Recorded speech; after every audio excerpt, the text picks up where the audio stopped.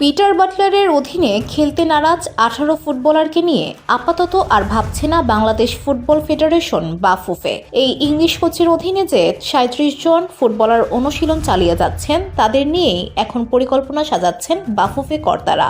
বাফুফের এক শীর্ষ কর্মকর্তা দেশের একটি সংবাদ মাধ্যমকে বলেছেন, আপাতত এই 18 জনকে নিয়ে আমরা আর ভাবছি না। ধুলো, ময়লা ও ক্ষতিকর ধূলিকণা থেকে নিমিষেই মুক্তি দেয় চৌধুরী এয়ার পিউরিফায়ার। এর শক্তিশালী সাকশন ঘরের কোনায় কোনায় লুকিয়ে থাকা সকল ধুলা টেনে ফিল্টার করে এবং বের করে আনে নির্মল ও স্বাস্থ্যকর হাওয়া। এছাড়া ফেডারেশনের নির্ভরযোগ্য সূত্রে জানা গেছে, জাতীয় দলের সিনিয়র 13 জন সহ বয়সভিত্তিক দলের বাকিদের থেকে কয়েকজনকে নতুন চুক্তিতে রাখা হচ্ছে। তবে বাফুফের ওই কর্মকর্তা বলেন, ওদেরকে বলেছি যখন অনুশীলন ফিরবে তখনই তোমাদের নিয়ে আমরা পরিকল্পনা করব।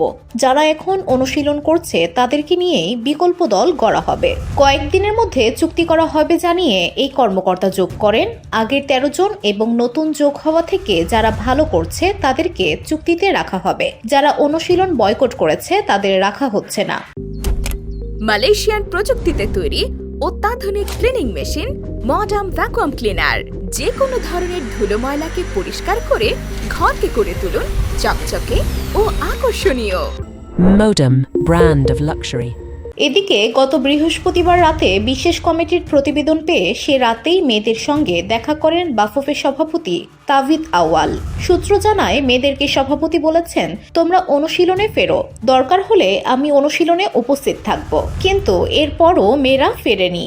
সভাপতি শনিবার পর্যন্ত সময় দিয়েছিলেন, কিন্তু তারা যেহেতু ফেরেনি সেহেতু তাদের নিয়ে আপাতত কিছু ভাবছে না বাফুফে।